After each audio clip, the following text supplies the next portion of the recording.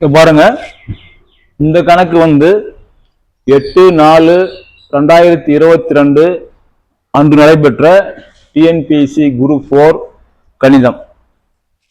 இது என்ன கேட்டிருக்காங்கன்னா, இதுவும் தனிவட்டி என்ற தலைப்பில் வரக்கூடிய கேள்விதான். ஒவ்வொரு குரூப் 4 எக்ஸாம்லையும் தனிவட்டியிலிருந்து 2 கேள்விகள் வரும். இப்போ பார்த்தீங்கன்னா, ஃபர்ஸ்ட் கேள்வியை படிக்கிறோம் பாருங்க. அரவிந்த் என்பவர் ரூபாய் 8000 ஆகாஷிடம் 7% தனிவட்டி வீதத்தில் கடனாக பெற்றார். 2 ஆண்டுகள் முடிவில் அவர் செலுத்த வேண்டிய வட்டி மொத்த தொகை எவ்வளவுன்னு கேட்குறாங்க.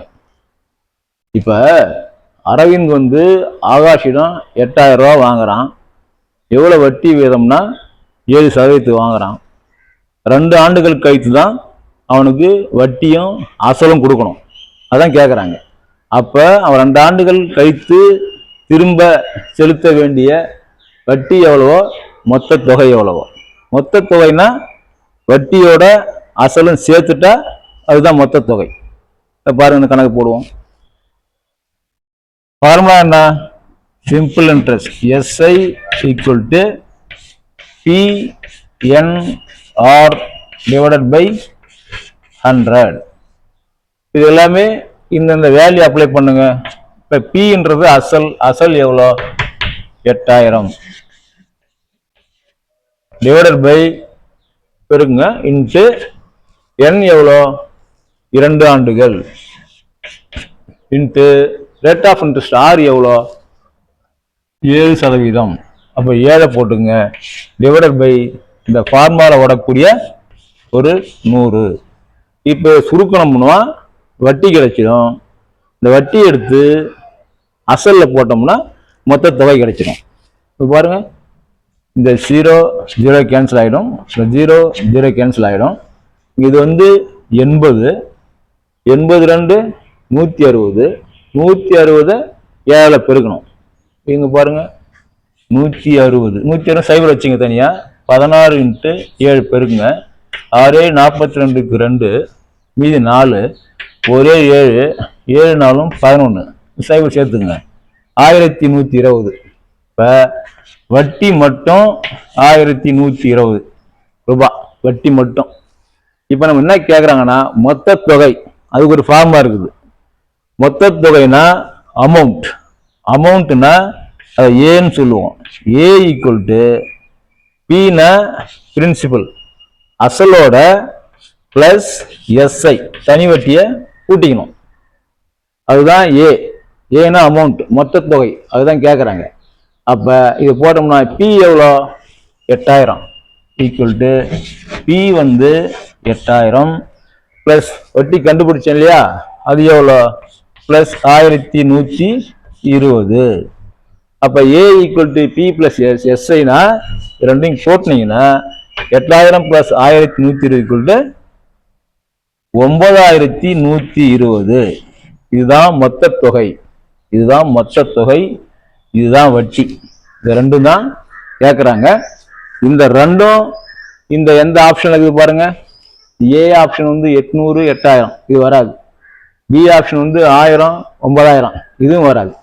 சி ஆப்ஷனை பாருங்க, 1120 வட்டி மொத்த தொகை. வட்டியோட அசலையும் கூட்டினோம்னா 9120 மொத்த தொகை. அப்ப இந்த கேள்வியில சி தான் ஆன்சர். இப்படியும் கேட்பாங்க, எப்படி வேணாலும் கேட்பாங்க. நம்ம என்ன புரிஞ்சுக்கணும்னா, தனி வட்டிக்கான ஃபார்முலா, அந்த ஃபார்முலாவுக்கு என்னென்ன வேல்யூ இருக்குன்னா, பிரின்சிபல் என்ன, நம்பர் ஆஃப் இயர்ஸ் என்ன, ஆர் என்ன, ரேட் ஆஃப் இன்ட்ரெஸ்ட் என்ன, இது தெரிஞ்சுக்கணும்.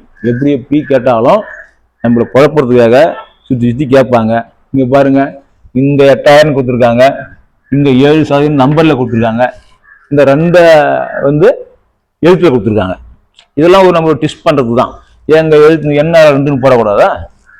அதே மாதிரி இதெல்லாம் நம்மள வந்து ஒரு சின்ன சின்ன ட்விஸ்ட் வைப்பாங்க. இதெல்லாம் நம்ம வந்து பயப்படக்கூடாது. கேள்வி பார்த்து ஐயோ அப்படின்னு பயப்படக்கூடாது. இருக்கிற கேள்வி படிச்சு பார்க்குறோம். என்ன இருக்குதுன்னா, ஆகாஷ் வந்து 8000 7% வட்டி விகிதத்தில் 2 ஆண்டுகளுக்கு கடனாக வாங்குறான். திரும்ப 2 ஆண்டுகள் கழித்து கடனை கொடுக்குறான். அப்போ அந்த வட்டி எவ்வளோ, மொத்த தொகை எவ்வளோ? அப்போ வட்டியும் கூட அசலை சேர்த்துட்டோம்னா அதுதான் மொத்த தொகை. இதுதான் இது 8/4/2022 கேட்ட டிஎன்பிசி கொஷின். இது புரியுதா பாருங்க.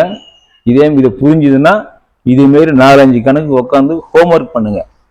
ஹோம்ஒர்க் பண்ணணும். எல்லாமே மேக்ஸை பொறுத்தவரையில் ப்ராக்டிஸ் பண்ணணும். கண்ணால் பார்த்தாலாம் கை எழுதாது. ப்ராக்டிஸ் பண்ணாதான் ஒவ்வொரு தடவையும் எங்கன்னா ஒரு தப்பு வரும் நம்ம அறியாமல்.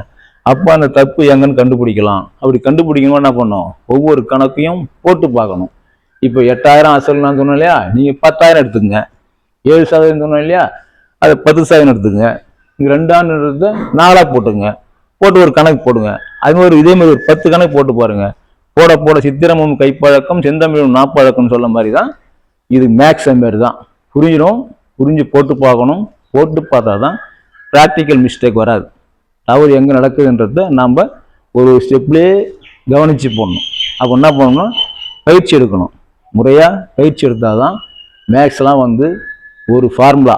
இப்போ இந்த PNR/100ன்றத ஒன்றை மட்டும் தெரிஞ்சுன்னா போதும். இந்த தலைப்பில் வர 2 கேள்வியை ஈஸியாக நம்ம எடுத்துடலாம், விளைய வச்சிடலாம். பாருங்கள், அடுத்த பதிவில் வேறு ஏதாவது ஒரு மாடலை ஒரு கணக்கு பார்ப்போம்.